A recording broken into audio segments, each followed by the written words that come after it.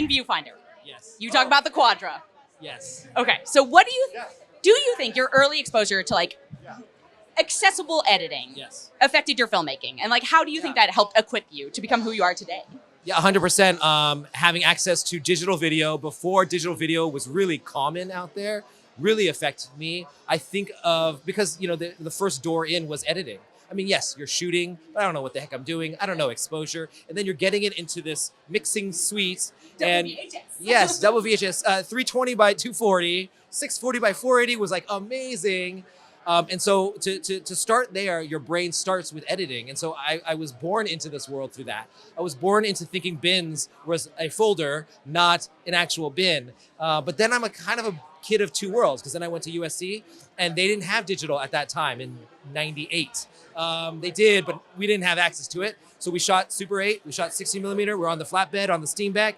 I cut my fingers many times off that. So I feel like I was in a very special moment where I got to have both of those things. And I got to understand why digital video makes your head go in one space, non-linear editing, and why linear editing and film forces you to make choices, very specific, intentional choices. And I could sort of mix the two as I grew up. So I feel very lucky to have that. Because you are a writer, director, editor, do you ever surprise yourself at this point in the edit? Oh, yeah, of course. I still, sometimes some of my cuts are predetermined and sometimes even in the screenplay. But for the most part, I'm finding the film in the edit. So it's like sometimes I'm figuring out a whole new way of approaching a scene through the edit. Whether or not to use music or how I use, just the pacing. It's often discovered there. So, yeah, constant surprise. Do you ever distract yourself like cutting in your head while on set, or is it all in the edit? You have to do a little bit of that, obviously. I have to have my editing cap on while I'm directing a scene, because I'm going to be screwed if I don't. I'm going to be very angry at myself. It's no one but you. If you think about it, it's a little bit of a schizophrenic job, because I have a couple of, I don't mean to be light, it's a lot of hats. And so, if I'm not aware of what might be coming down the road, I can get myself into trouble. Do you ever consider an edit done, or do they have to pry it out of your like cold hands, or have you ever had to tell a director like, this is done, we have to move on? Yes. I'm guessing this is going to be the theme of the night. Okay. Yes, right. Well, when I finish a scene, to me, it's done. And I'm really happy with it. Even though, I go back and noodle it, and then once I finish noodling it, then it's done. But a lot of directors, especially if they're writers, they can't give it up. And I tell them in my interviews, I go, okay, you're a writer and you're a director. Are you ready to give up certain scenes that don't work? And at the end of the day, they understand that for the sake of the film, they have to give it up. And I tell them, I go, okay, put that in your little box for the next movie. Oh, so many yeses to both of them. Yes. I wouldn't say you had to pry it out of my hands. I think I've worked enough to know that I have to put it down at some point in time.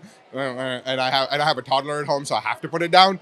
But yeah, I have had to pry it away from directors many times. Yes. Well, I think for me, I do believe that the film can always be 5% better, 2% better. And that, you do have to pry it from our hands. But I think for me, it's always a collaborative decision. And you're always weighing schedule and, and also not wanting to overcut and things like that. So, I think it's always a balance, but definitely always want to have that last grace note before we finish. Has there ever been a sequence or a scene that you have seen on the page or whatever it is, and you're like, I'm not 100% sure I'm going to make this work, and then effectively you make it work and you fix it in post?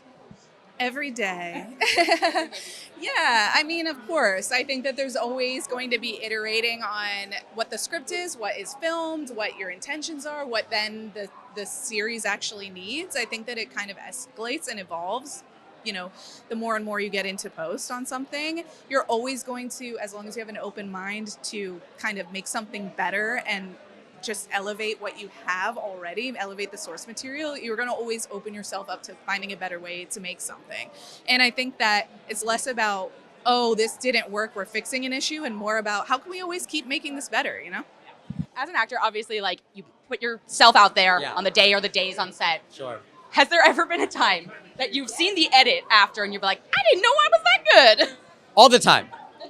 All the time. I will leave set being like, I mean, okay, because you'll do so many options on the day of, and you have truly no idea what they're going to pick or how it's going to be put together. And, you know, this is really like an editor's medium. So I just do what I do, and then I leave and go, I mean, I hope they pick something good. And so when I see what, you know, like, for example, I'm here presenting with Varun, who worked on Deli Boys, and seeing how he put the show together and even like the trailer, I'm like, damn, dude. I mean, if it's not good, like, for example, like if a trailer isn't good, people will be like, oh, I don't want to see this show. So like that was, it's really powerful. They have a lot of power, and I don't think they realize, they're very meek people, very humble people, but they don't realize how much power they have.